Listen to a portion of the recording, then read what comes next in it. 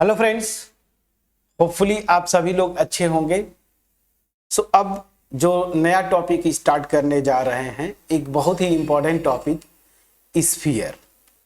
Friends, ये sphere क्या होता है? सबसे पहले सर्कल और स्फीयर में आपको अंतर समझना है, क्योंकि जब भी हम यहाँ पे ड्रॉ करेंगे, न्यूमेरिकल्स ड्रॉ करते हैं, तो वो सर्कल की तरह ही दिखता है। तो आपको ये कंफ्यूजन होता है कि ये सर्कल है या फिर ये स्फीयर है। जैसे आपको कंफ्यूजन रहता है कि ये तो सर्कल ही ड्रॉ कर रहे हैं सर, तो ये स्फीयर क्या होता है? तो पहले मैं चीजों को क्लियर करता हूं। देखिए, सर्कल प्लेन में आता है। प्लेन मतलब जैसे देखिए, ये एक्स वाई प्लेन जो स्क्रीन आपको दिख रहा होगा, ये एक्स वाई प्लेन है। यहां पे एक वेरिएबल पॉइंट का लोकस होता है सर्कल, जो कि इस तरीके से मूव करता है प्लेन में, सच दैट वहां पे एक फिक्स्ड पॉइंट होगी जिससे उस वेरिएबल पॉइंट का डिस्टेंस हमेशा कांस्टेंट हो। ठीक है ना? तो अगर मैं ऐसे बताना चाहूं तो चलिए यहां पे मैं पहले एक सर्कल ड्रॉ कर देता हूं। ये देखिए, ठीक है, एक मिनट। ठीक है, मैं इसको थोड़ा सा, ओके ओके, कोई इशू नहीं, कोई इशू नहीं। थोड़ा सा मैं बड़ा चाहता हूं। चलिए, ये सर्कल बन गया, बहुत बढ़िया। तो देखिए, सर्कल क्या होता है? जैसे मैं आपको बोल रहा था कि प्लेन हो गया, देखिए वाइट प्लेन है। अब यहां पे एक फिक्स पॉइंट होगा सी, जिसका कोऑर्डिनेट मान लीजिए मैं लेता हूं एच के। ये क्या है? एक्स वाई प्लेन में एक फिक्स पॉइंट है सी। तो सर्कल जो होता है वो क्या होता है? एक वेरिएबल पॉइंट आप पी यहां पे लीजिए, जिसका कोऑर्डिनेट मैं एज्यूम करता हूं एक्स कॉमा वाई।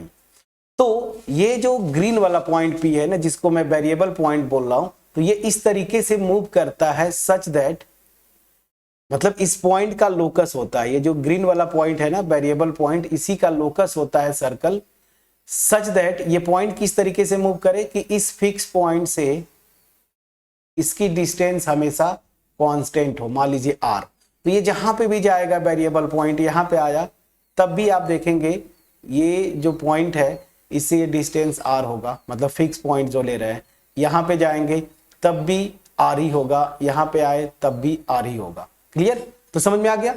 तो सर्कल जो हम डिफाइन करते थे, अब इन चीजों को मैं मिटा देता हूं। बस मुझे जो मोटिव था आपको बताना, एक्सप्लेन करना, वो आपके पास पहुंच पाया होगा। सो बस ये सर्कल हो गया। तो सर्कल अल्टीमेट होता क्या है? जैसे चूड़ियां होती है ना, उस तरह से आप उसको ले लीजिए। तो ये सर्कल जो है, बस इसका ये बाउंड, ये जो रेड पोर्शन है ना, आप समझिएगा, बस यही सर्कल होता है। मतलब अगर बोलूं सर्कल पे कोई पॉइंट लेना है, तो वो पॉइंट इस रेड जो है ना, ये जिसको सरकमफेरेंस आप बोलते हैं ना, तो रेड जो मेरा यहाँ पे कर्व है, इस पे कोई भी पॉइंट लेंगे, ये जो पॉइंट मैं ड्रॉ कर रहा हूँ ग्रीन वाला, इस पे, ये ही क्या होते हैं? सर्कल के पॉइंट्स होते हैं। तो सर्कल बस ये होता है। रिंग जिसे जैसे आप ले लीजिए, जो चूड़ियां होती है वो ले लीजिए, तो ये हो गया आपका सर्कल। ठीक। लेकिन स्फीयर क्या होता है? स्फीयर को भी अगर मैं डिफाइन करूं, स्फीयर भी बिल्कुल इसी तरीके से बनता है, लेकिन फर्क क्या होता है? अब यहां पे जरा मैं आपको बताने की कोशिश करता हूं। अब देखिए, जब स्फीयर भी कोई ड्रॉ करेगा तो भी ऐसे ही ड्रॉ करता है। चलिए, ठीक है, मैं इसी को थोड़ा सा बड़ा कर दूंगा। ये देखिए, चलिए, तो स्फीयर भी जब मैं ड्रॉ करूंगा ना, तो वो भी ऐसे ही ड्रॉ करते हैं, लेकिन अंतर समझिएगा। सर्कल ये जो है, ये मेरा क्या है? सर्कल है। ठीक है? तो ये प्लेन में होता है, जैसे एक्स वाई प्लेन में इस वेरिएबल पॉइंट का लोकस होता है। इस सी को क्या बोलते हैं? सेंटर बोलते हैं। आर जो कांस्टेंट डिस्टेंस है, उसको हम क्या बोलते हैं? Radius of the circle. Sphere में भी सेम होता है, लेकिन फर्क क्या है समझिएगा।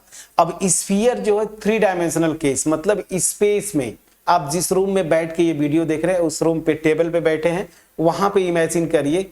ठीक है ना? तो स्पेस में अब अगर मैं बात बोलूं तो डिफिनीशन तो सेम होता है, आप बुक्स में देखेंगे डिफिनीशन सेम है, लेकिन यहां पे क्या होता है कि स्पेस में ये पॉइंट होगा पी, वेरिएबल पॉइंट, इसी का लोकस होता है स्फीयर। लेकिन अब अगर ये वेरिएबल पॉइंट है तो ये 3D में आएगा, एक्स वाई और जेड, ये समझिएगा।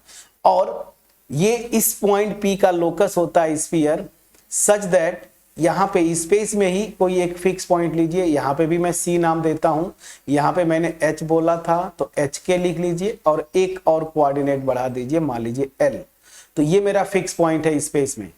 तो ये वेरिएबल पॉइंट स्पेस में इस तरीके से मूव करे सच दैट जिस भी पोजीशन पे जाए इसकी डिस्टेंस इस फिक्स पॉइंट से हमेशा क्या हो, कांस्टेंट हो। अब ये मूव करेगा तो जो शेप बनता है वो क्या होता है, एक स्फीयर होगा। लेकिन अब यहां पे आप देखेंगे इनफैक्ट ये शेप जो मैं बोल रहा हूं इस केस में ये एक सरफेस होता है, लेकिन यहां पे सरफेस नहीं होगा, जस्ट एक कर्व बनेगी ऐसे एक्स वाई प्लेन में सर्कल के केस में। लेकिन अगर मैं बोलूं कि ये मेरा स्फीयर है तो यहां अगर ये स्फीयर है तो ये एक सरफेस को रिप्रेजेंट करता है, जबकि हम जब भी कॉपीज में ड्रॉ करेंगे ना तो ऐसा ही सर्कल मतलब ऐसा ही शेप ड्रॉ करते हैं, तो आप सोचते हैं कि ये सर्कल और स्फीयर दोनों सेम है, नहीं। सर्कल जस्ट ये कर्व है रेड वाली, लेकिन यहां पे जो ग्रीन में स्फीयर बोल रहा हूं ना ये अल्टीमेट सरफेस होता है। अब वो सरफेस कैसे दिखेगा तो आपको दिखाने के लिए मैं एक पॉइंट लिया हूं। पॉइंट क्या मतलब एक स्फीयर लिया हूं। आप देखिए स्फीयर क्या होता है, जो आप बॉल क्रिकेट खेलते हैं ना, रबड़ वाली बॉल ले लीजिए, जो छोटे बच्चे प्लास्टिक वाली बॉल खेलते हैं वो भी एक स्फीयर है। अब स्फीयर के दो पार्ट्स जैसे आप पढ़े होंगे 9th-10th में, सॉलिड स्फीयर और क्या हेमी स्फीयर। तो वहां पे स्फीयर जो होता है एक सरफेस होता है, तो वो जो बॉल होते हैं ना वही मेरा क्या होता है, एक स्फीयर है।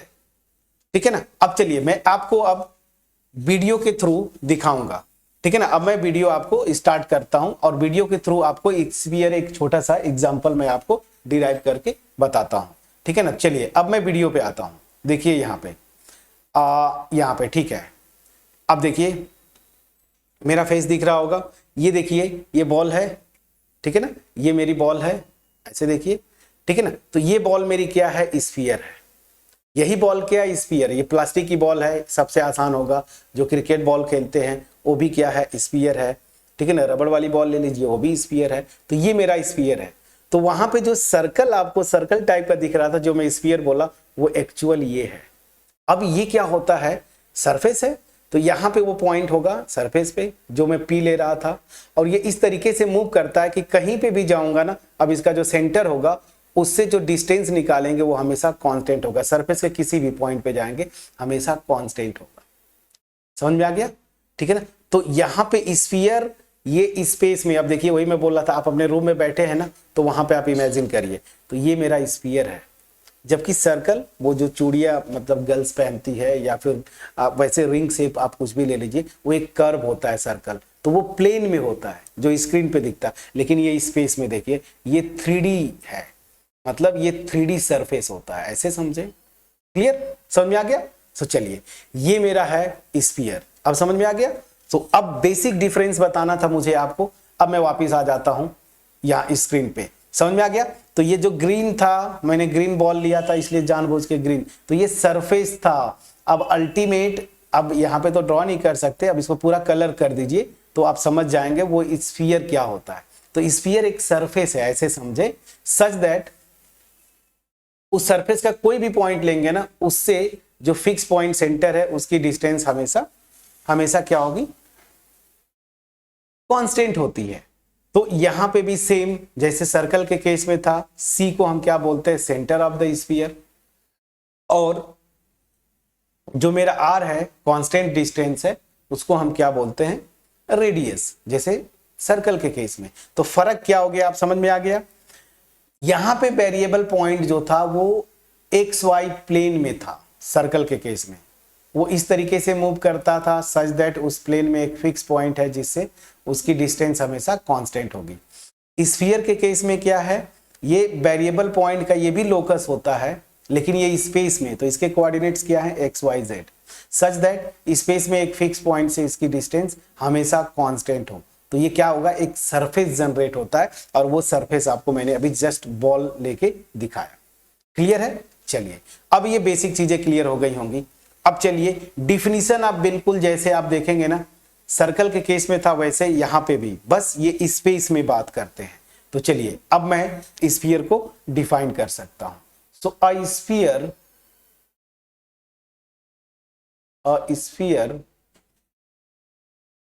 is the locus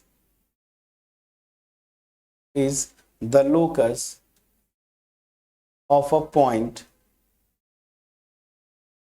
point which moves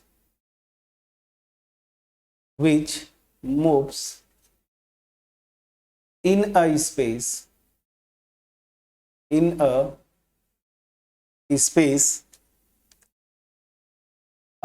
a sphere is the locus of a point या variable point which moves in a space such that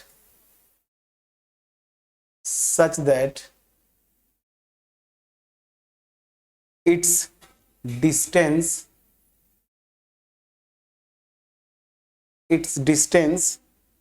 from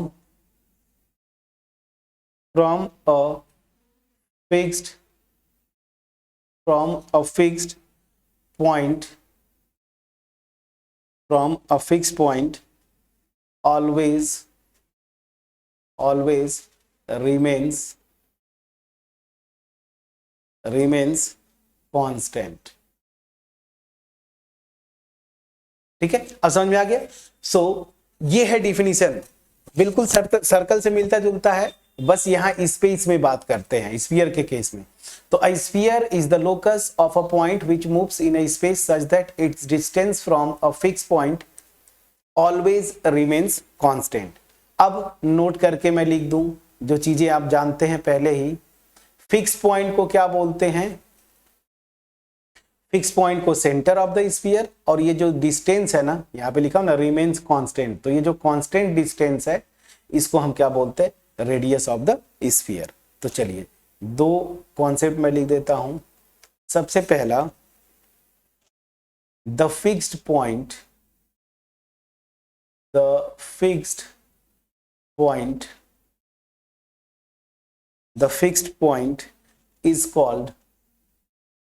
is called the center। ठीक है ना, फिक्स पॉइंट को हम क्या बोलते हैं? Centre of the sphere. Okay, centre of the sphere. And चलिए इसी में कंटिन्यू कर देता हूं। एंड द कांस्टेंट डिस्टेंस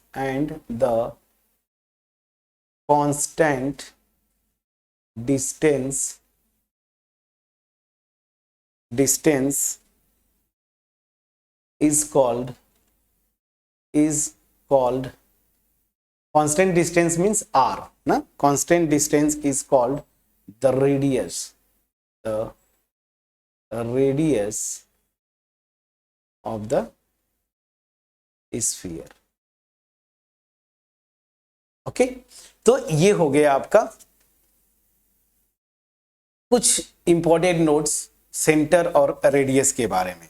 अब चलिए, अब यहां से हम बात करेंगे डिफरेंट जो इक्वेशंस होते हैं, मतलब डिफरेंट फॉर्म्स के। तो सबसे पहले हम क्या बोलेंगे? Standard equation. ठीक है ना, so standard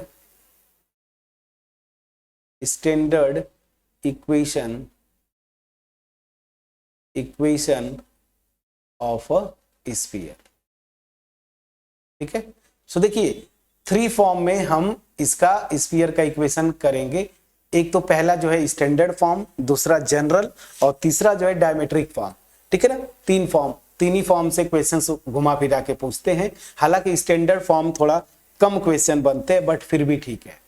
standard equation of a sphere, ये क्या होगा? सब कुछ सेट है यहाँ पे, ये इस डिफिनीशन से आता है। जैसे सर्कल का इक्वेशन हम लोग निकालते थे, तो क्या है? इस पॉइंट का लोकस होता है स्फीयर सच दैट ये जो मेरा फिक्स पॉइंट है ना HKL, जिसका कोऑर्डिनेट्स है, उससे डिस्टेंस जो है हमेशा कांस्टेंट रहे।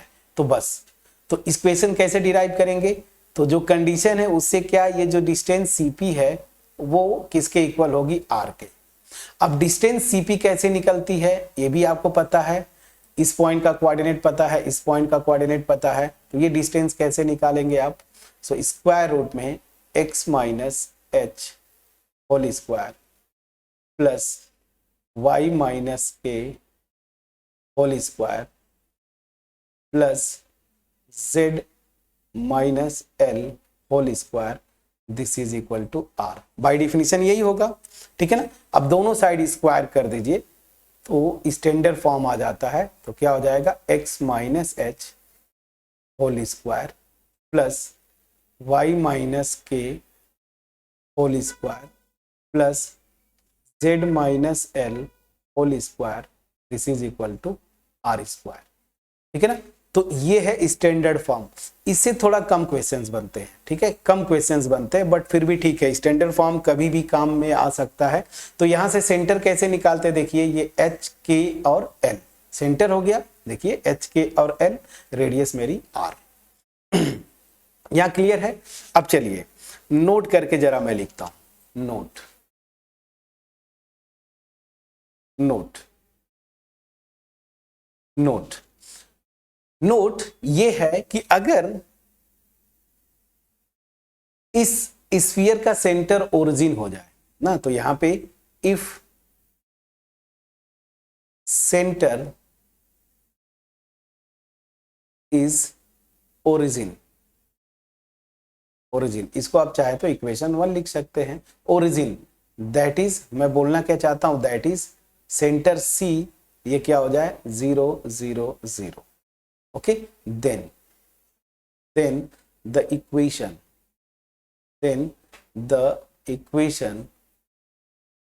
of the sphere ठीक है ना। ये कहां से मैं बोल रहा हूं? फ्रॉम इक्वेशन 1 से इज, क्या हो जाएगा इक्वेशन 1 से? ध्यान दीजिए, ये ब्रैकेट लगा दिया। इक्वेशन 1 से यहां पे एच के और एल 0 0 हो जाते हैं, तो इसका इक्वेशन उस केस में क्या हो जाएगा? X square plus y square plus z square, this is equal to are square. ये मेरा क्या हो जाएगा? सर्कल का, सॉरी सर्कल बोल रहा हूं फ्रेंड्स, स्फीयर का इक्वेशन, ठीक है। तो स्फीयर का इक्वेशन जब सेंटर 0 0 0 हो जाए, रेडियस आर हो, ये होता है जनरल एच के एल। अगर उसका सेंटर हो स्फीयर का, तो उस केस में इक्वेशन क्या होगा? यहाँ पे ये होगा। अब एक छोटा सा एग्जांपल मैं कर देता हूं ताकि आपका प्रैक्टिस हो जाए। सो मैं आपको बोलता हूं find the centre and radius of the sphere. यहाँ पे मैं लिख देता हूं, एक स्फीयर ले लेता हूं, चलिए यहाँ पे x for example -2 whole square plus y plus 1 whole square plus z plus 3 whole square, this is equal to 4, ठीक। अब मान लीजिए जैसे आपको ऐसा कभी क्वेश्चन पूछ दिया कि इसका सेंटर और रेडियस आप निकालो, तो क्या करोगे आप? हालांकि इससे नहीं पूछेगा, पूछता है आपका जो हम लोग जनरल इक्वेशन लिखेंगे, बट यहां से अगर पूछ दिया तो आपको करना क्या है? ये इक्वेशन आपको रटा होना चाहिए, मतलब पहले से पता होना चाहिए। इससे जब कंपेयर करते हैं तो देखिए मेरा जो सेंटर था एच के एल, तो यहां से h की वैल्यू क्या आ जाएगी? कंपेयर करेंगे तो देखिए आ जाएगी 2। k की वैल्यू मेरी क्या आएगी? अब ध्यान दीजिए यहां पे माइनस है, तो माइनस k इक्वल टू 1, तो k की वैल्यू मेरी क्या आएगी?